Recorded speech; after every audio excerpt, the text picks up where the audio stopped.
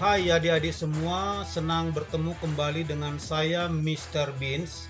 Hari ini kita akan mempelajari tentang listrik statis bagian yang keempat, khususnya tentang potensial listrik dan juga hubungannya dengan medan listrik, terutama bagi kamu yang saat ini berada di kelas 12 SMA.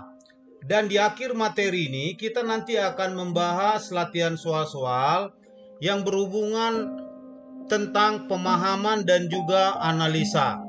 Baik adik-adik semua, langsung aja kita lihat bagian yang pertama, yaitu potensial listrik. Nah, potensial listrik ini sering juga disebut namanya tegangan listrik, ya. Dia simbolnya V, di mana potensial listrik ini boleh dikatakan sebagai usaha yang diperlukan untuk memindahkan suatu muatan positif satu satuan dari titik tak terhingga ke suatu titik tertentu. Atau boleh kita simpulkan dengan istilah lain bahwa potensial listrik itu adalah energi potensial persatuan muatan uji. Jadi kalau kita tuliskan di sini bahwa potensial listrik itu adalah energi potensial dibagi dengan muatan uji. Tentu adik-adik masih ingat bahwa energi potensial itu adalah K dikali Q aksen dibagi dengan R. Nah, tentu kalau kita masukkan dia, perhatikan di sini, maka Q aksennya bisa kita coret. Sehingga kita dapatkanlah secara matematis bahwa potensial listrik itu adalah K per R. Nah, yang pertama lihat di sini potensial listrik itu adalah satuannya volt. Berarti dia sama dengan tegangan listrik. Kemudian yang kedua, ingat yang namanya energi potensial itu adalah suatu besaran skalar. Maka di sini kita boleh simpulkan juga bahwa potensial listrik itu juga adalah suatu besaran skalar. Tentu adik-adik masih ingat apa itu besaran skalar? Besaran skalar itu adalah suatu besaran fisika yang memiliki besar atau nilai tetapi tidak memiliki arah, berarti arahnya minus. Nah, tentu karena dia tidak memiliki arah, maka kita tidak perlu nanti menentukan arahnya. Artinya secara matematis kita cukup selesaikan dengan aljabar biasa, ya. Nah, kemudian bagaimana kalau misalkan di sekitar titik yang kita tinjau itu ada beberapa muatan, artinya muatannya lebih dari satu. Perhatikan di sini, misalkan ada titik P yang memiliki jarak masing-masing R1 sampai R3 dengan muatan yang berbeda-beda. Q1 dan Q2 perhatikan di sini dia muatannya positif dan Q3 muatannya negatif. Maka karena potensial listrik itu adalah besaran skalar, maka kita langsung aja jumlahkan secara aljabar biasa. Berarti V1 tambah V2 ditambah V3. Nah, tentu di sini karena nilai K-nya sama, maka kamu tinggal keluarkan, ya. Maka nanti dapat kita tuliskan bahwa V itu adalah K dikali Q1 per R1 tambah Q2 per R2. Nah, karena muatan Q3 itu adalah minus, maka masukkan minus adik-adik, ya. Nah, bagaimana kalau misalkan ada nanti sebanyak N buah muatan? Maka kita coba tuliskan secara matematis bahwa V itu adalah K. Jadi K-nya itu kan sama, kita keluarkan sigma Q per R. Jadi dalam hal ini yang berbeda itu adalah Q dan R-nya. Nah, kemudian kalau potensial listrik ini kita hubungkan ke energi potensial listrik, maka tentu masih ingat bahwa usaha itu adalah perubahan energi potensial listrik. Jadi kalau misalkan suatu muatan kita pindahkan atau kita ubah arahnya, maka nanti WAB itu adalah K Q aksen per RB dikurang K Q aksen per RA. Nah, karena di sini nilai Q aksennya dia sama, maka kita keluarkan, maka kita dapatkanlah di sini WAB itu adalah K Q per RB, ini adalah VB, dikurang K Q per RA, ini adalah VA. Sehingga kita dapatkan WAB itu adalah Q aksen dikali VB min VA, atau VB min VA itu adalah delta. Sehingga ini jadi Q aksen dikali dengan delta V. Jadi hubungannya, perhatikan di sini, usaha itu adalah merupakan perubahan energi potensial listrik. Oke, adik-adik bisa dipahami ya. Nah, kemudian bagaimana hubungan antara potensial listrik dengan medan listrik? Nah, ini bisa kita lihat hubungannya. Ingat bahwa usaha itu adalah perubahan energi potensial tadi. Nah, ingat bahwa medan listrik itu adalah gaya listrik dibagi dengan muatan, atau gaya itu sama dengan muatan dikali dengan medan. Sehingga kalau kita masukkan di sini F itu adalah Q kali E dikali D, itu sama dengan Q kali V. Nah, Q-nya bisa kita coret di sini, maka nanti kita dapatkanlah hubungannya. Medan listrik itu adalah potensial listrik dibagi dengan jarak. Jadi di sini kita lihat satuannya itu adalah volt per meter, ya. Di mana V itu adalah potensial, E itu adalah medan, dan R itu jarak atau jari-jari. Nah, ternyata kamu perhatikan tadi bahwa medan juga itu adalah gaya persatuan muatan.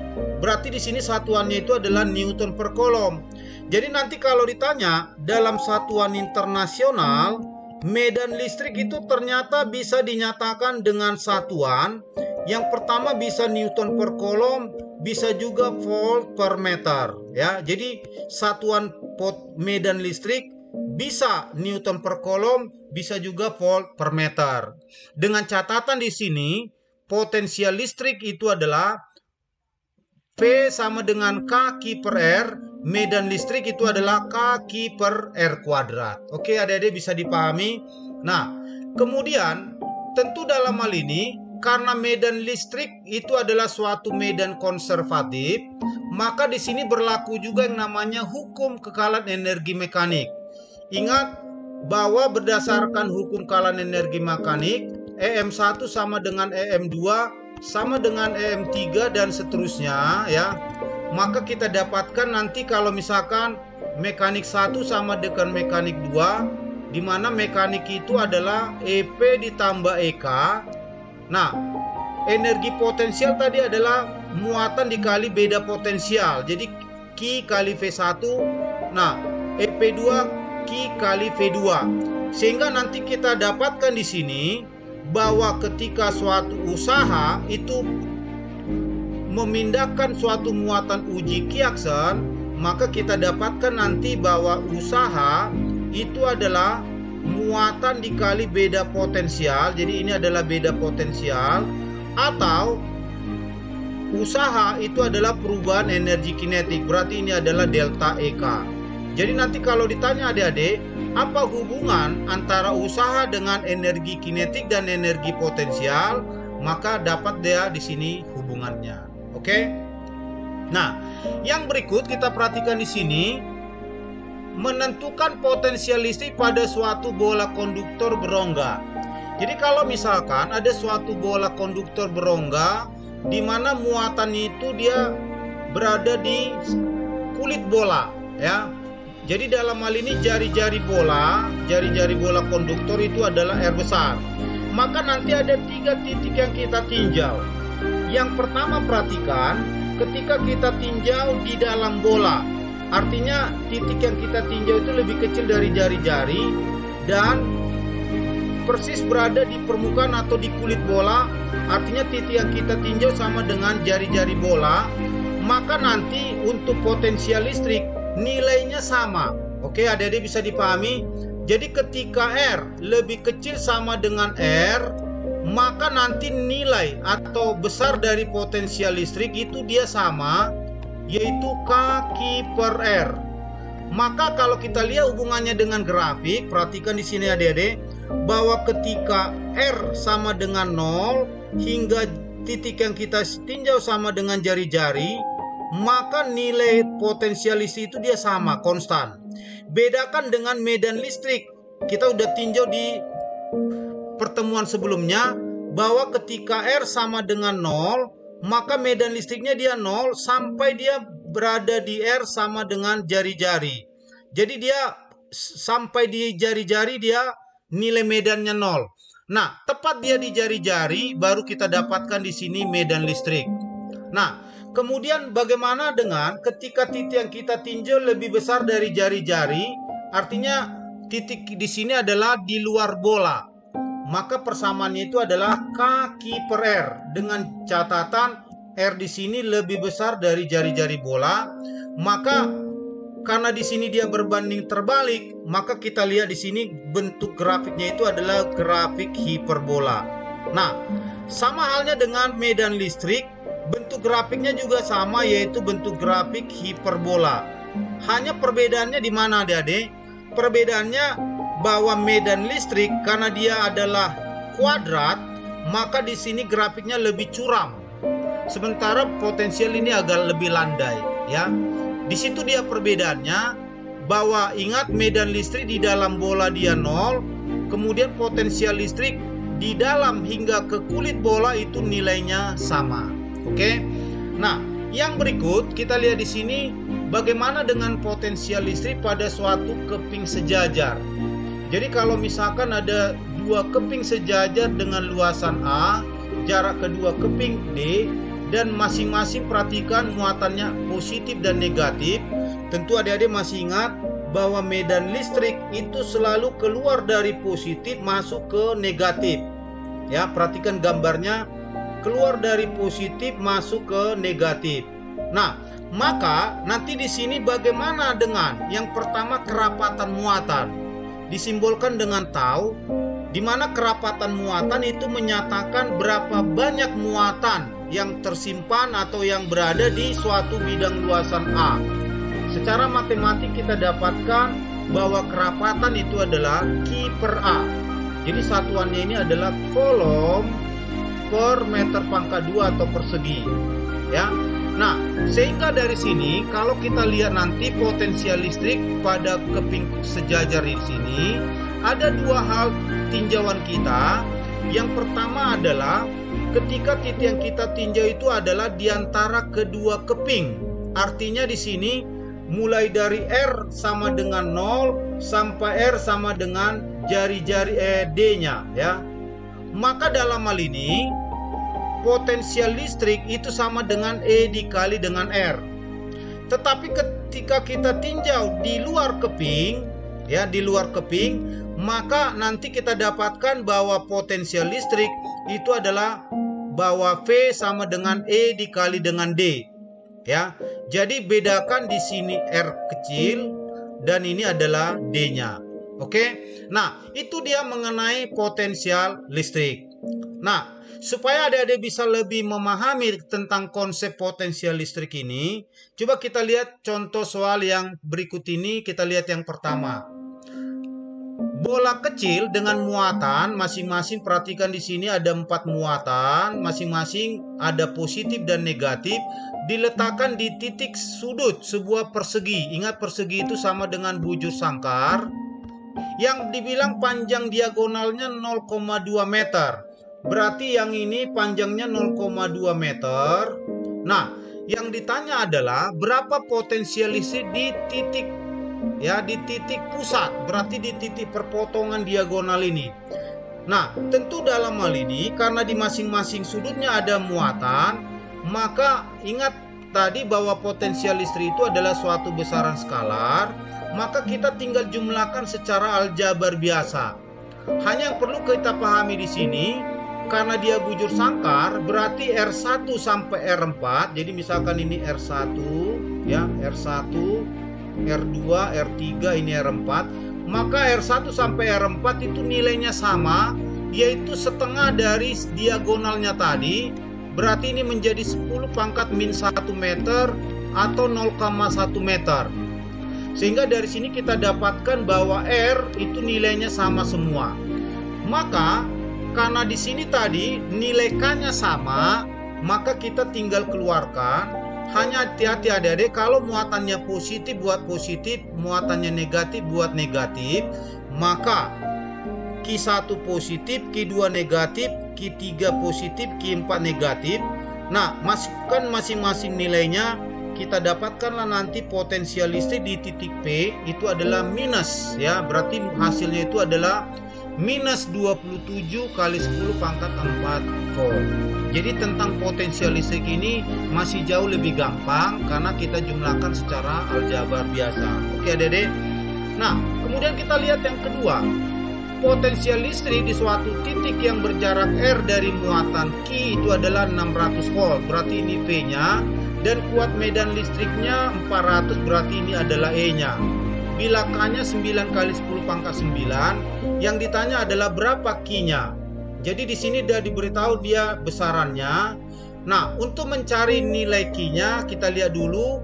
Tadi bahwa hubungannya medan listrik itu adalah potensial listrik dibagi dengan jarak. Nah, medan listrik itu adalah 400, potensial listrik itu 600 per R. Nah, ini kita sederhanakan bagi 200, berarti ini 2, ini 3. Maka kita dapatkan adik-adik berapa? Ini menjadi 3 per 2 meter atau 1,5 meter. Itu dia R-nya. Nah, berapa dia nanti muatannya? Kamu masukkan aja ke salah satu besaran ini. Misalkan kita masukkan ke V-nya. Ingat, V itu adalah K Q per R.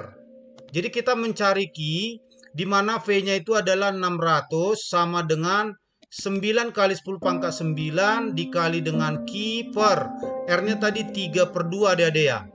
Nah, ini kita sederhanakan bagi 3, ini tinggal 3. Ini bagi 3, ini tinggal 2. Ini nolnya coret, sisa 7. Nah, ini naikkan ke atas berarti menjadi berapa adik-adik? Menjadi 2 kali 10 pangkat 7 Q-nya.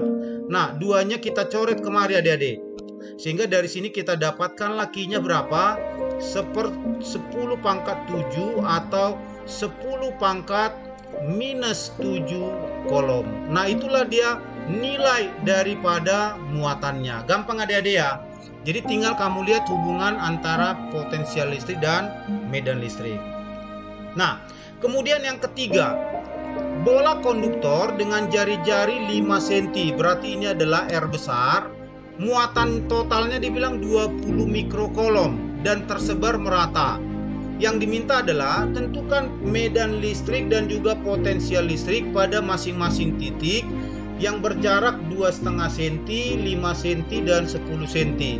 Nah, berarti yang bagian A itu adalah 2,5 cm, berarti dia adik-adik bagaimana? Dia adalah di dalam bola. Ya, dengan R-nya 2,5 berarti di dalam bola. Tentu tadi masih ingat, medan listrik di dalam bola itu adalah 0. Nah, kemudian potensial listrik di dalam hingga di kulit bola dia nilainya sama. Berarti potensial listrik untuk A dan B itu sama. Nah, kalau kita masukkan persamaannya, V menjadi K Q per R. K-nya 9 pangkat 9, Q-nya diberitahu 20 mikro, maka nanti kita dapatkanlah nilai V-nya itu 3,6 kali 10 pangkat 6 volt. Itu dia nilai potensial. Dan ini nanti tentu sama untuk pertanyaan B-nya. Untuk pertanyaan B, perhatikan adik-adik di sini, dia persis sama ya. Sehingga kita dapatkan potensial listrik di kulit bola atau persis di jari-jari itu dia nilainya sama. Oke, bisa dipahami di sini? Nah, ya, bisa sama dia. Nah, sementara kalau ditanya medan listrik, tentu E sama dengan K Q per R. Dengan catatan R di sini adalah jari-jari bola yaitu 5 cm. Ingat 5 cm berarti 5 kali 10 pangkat minus 2 meter. Sehingga kalau kita masukkan masing-masing nilainya, maka kita dapatkanlah medan listrik 7,2 kali 10 pangkat 7 Newton per kolom. Bisa dipahami adik-adik ya? Gampang. Yang terakhir, bagaimana ketika titik yang kita tinjau itu 10 cm? Berarti di sini dia titiknya di luar bola. Maka kamu tinggal masukkan nilai R-nya, maka E sama dengan K Q per R kuadrat. Dengan catatan R di sini tentu untuk yang 10 cm berarti 10 pangkat min 1 meter. Kita harus ubah ke meter. Maka kita dapatkanlah medan listriknya 1,8 kali 10 pangkat 7 Newton per kolom. Maka dengan cara yang sama, di sini dia hanya K Q per R, jadi tidak R kuadrat. Maka kalau kita masukkan, kita dapatkanlah di sini potensial listrik menjadi 1,8